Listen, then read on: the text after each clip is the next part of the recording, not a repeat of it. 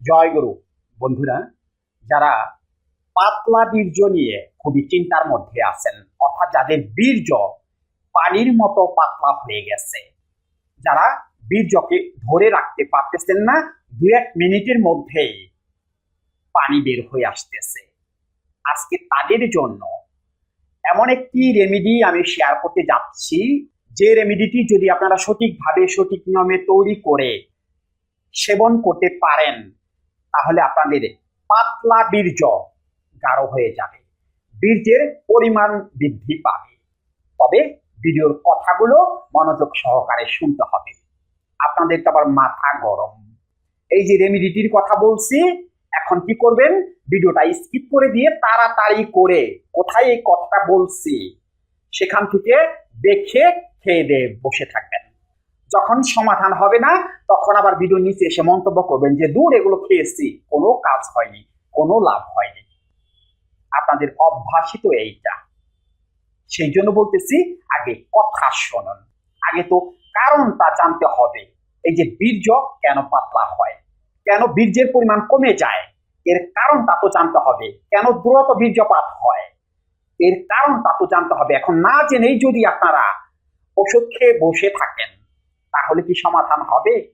না, সমাধান হবে না। বীর্য পাতলা কেন হয়, ছোট্ট একটি উদাহরণ আপনাদের দিয়ে দেই আমি। ঝর্ণা চিনেন তো? ঝর্ণা অর্থাৎ পাহাড়ের উপর থেকে যে ঝর্ণা ধারা প্রবাহিত হয়, সেই ঝর্ণার জল কোথা থেকে আসে?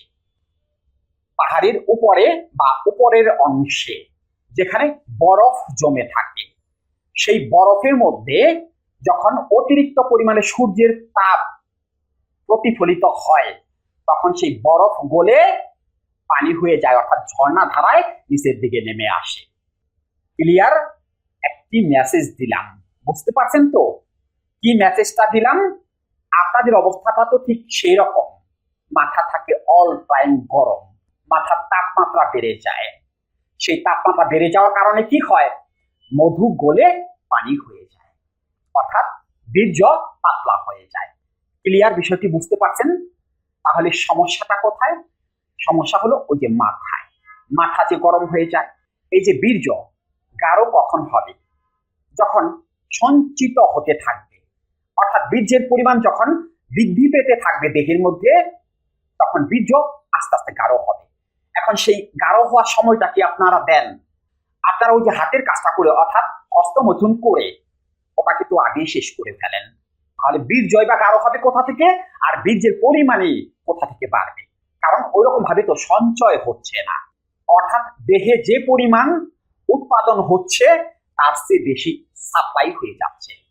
তাহলে বীর্য থাকবে কোথা থেকে? বীর্যই বা পাতলা হবে না কেন? সময় তো দিতেছেন না, একই রাত্রে 2-3 বার মাস্টারবেশন করে ফেলতেছেন, অর্থাৎ বীর্য গাঢ় হওয়ার সময়টা তো পাচ্ছে না। আর ওই যে বীর্য পাতলা হয়ে গেছে বিধায়ী তো দ্রুত বীর্যপাত হয়ে যাচ্ছে, বীর্য ধরে রাখতে পারতেছেন না। কোন একটা মেয়ের সাথে মোবাইলে একটু কনভারসেশন করতে গেলে পরেই বাস নিজ দিয়ে পানি বের হয়ে আসে। কারণটা কি? কারণটা হলো যে মাথা গরম। মাথা গরমের কারণেই তো হস্তমৈথুন করতেছেন, হস্তমৈথুন তো বন্ধ করতে পারতেছেন না। তাহলে কি হস্তমৈথুন বন্ধ করার জন্য কোনো ওষুধ আছে? না, হস্তমৈথুন বন্ধ করার জন্য কোনো ওষুধ হয় না। হস্তমৈথুনটা করেন কেন? মাথার মধ্যে একের পর এক খারাপ চিন্তা আসে, অর্থাৎ সবসময় মাথায় বিগার উঠে থাকে, যার কারণে ডোপামিন হরমোন বেড়ে যায়, আর তখনই আপনি হস্তমৈথুন বা মাস্টারবেশন করতে বাধ্য হন। তাহলে কারণ কোনটা? ওই যে মাথার মধ্যে একের পর এক যে খারাপ চিন্তা আসে, কারণ তো ওইটা তো একটা মানসিক রোগ। ওটাকে বলা হয় বাইপোলার ডিসঅর্ডার বা সেক্সুয়াল সাইকোসোমাটিক ডিসঅর্ডার। অতিরিক্ত উত্তেজক চিন্তা বা অতিরিক্ত যৌন চিন্তা এক ভয়াবহ মানসিক রোগ, অর্থাৎ আপনারা মানসিক রোগী। দ্রুত বীর্যপাত হচ্ছে তো সেই কারণেই হচ্ছে। সহবাসে যাওয়ার আগেই বা কোনো মেয়ের সাথে কনভারসেশন করার আগেই মনের মধ্যে কামক ক্ষুধা ধাও ধাও করে জ্বলতে থাকে, নিজেকে কন্ট্রোল করতে পারেন না।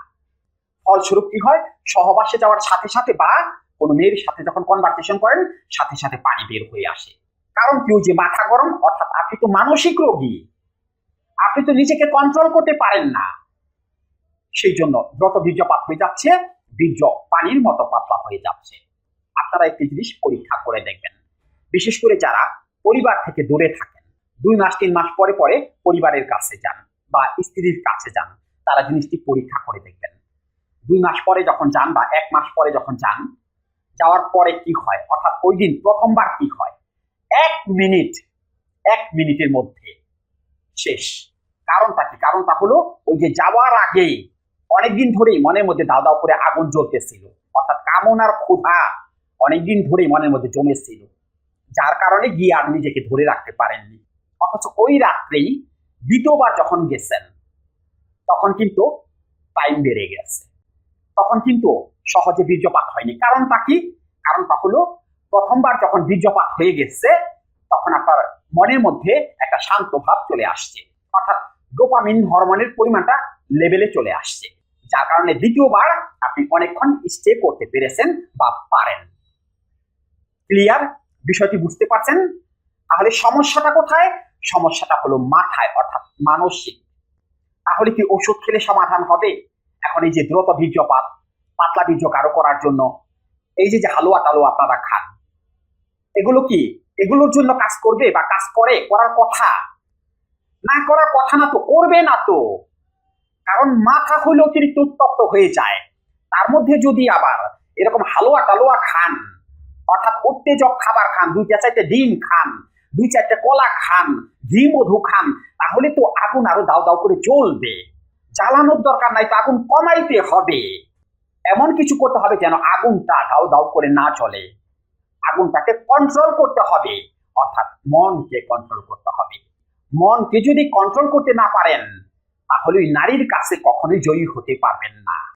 যদি নারীর কাছে জয়ী হতে চান তাহলে আপনার মনকে কন্ট্রোল করতে হবে। সেই মনকে কন্ট্রোল করার জন্য আসলে কোনো ঔষধ হয় না, মনকে করার জন্য চাই পজিটিভ কাউন্সেলিং, যেটার মাধ্যমে মনের অতিরিক্ত চাহিদা, অতিরিক্ত ক্ষুধাকে দমিয়ে দেওয়া যাবে। তার মধ্যে অনেক কিছু আছে, মেডিটেশন আছে, যোগা প্রাণায়াম আছে, সাইকোলজিক্যাল স্ট্রাকচার আছে, এবং তার সাথে খাবার দাবার। এগুলো যদি করতে পারেন তাহলেই শুধু নিজেকে রক্ষা করতে পারবেন। বীর্য আর পাতলা হয়ে যাবে না, দ্রুত বীর্যপাত আর হবে না। আর ওই যে হস্তমৈথুন বা মাস্টারবেশন, ওটা বন্ধ করতে হইলেও আপনার মনকে কন্ট্রোল করতে হবে, তা না হলে আপনি কখনোই হস্তমৈথুন বা মাস্টারবেশন বন্ধ করতে পারবেন না। এটার জন্য সাইকোলজিক্যাল ট্রিটমেন্ট অবশ্যই করতে হবে, যেটাকে কাউন্সেলিং বা সাইকোথেরাপি বলে। এই যে যারা এই সমস্যায় আছেন তাদেরকে যদি সঠিকভাবে 5 থেকে 6টা দিন কাউন্সেলিং করানো হয়, 1 টাকার ওষুধও খেতে হবে না, এমনিতেই এই সমস্যাগুলোর সমাধান হয়ে যাবে। কিন্তু আপনারা তো সেটা করবেন না, বা আপনারা সেটা বুঝতেও পারেন না। আপনারা ভাবেন কাউন্সেলিং কি? কাউন্সেলিং হলো কথা, কনভারসেশন। কাউন্সেলিং এর মাধ্যমে মনের পরিবর্তন করতে হয় বা মনের পরিবর্তন করে দেওয়া যায়।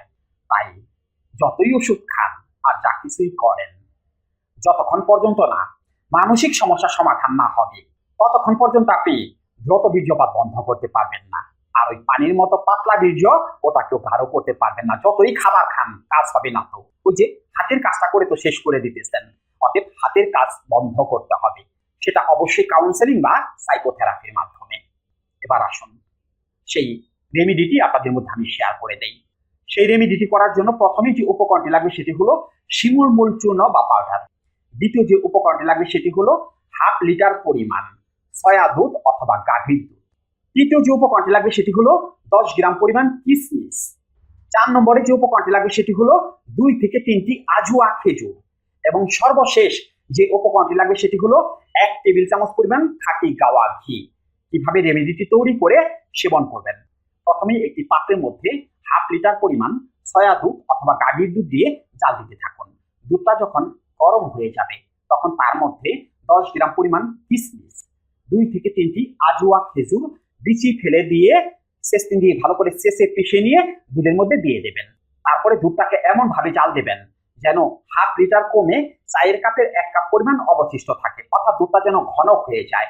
তারপরে পাত্র থেকে নামিয়ে নরমাল করে নিন।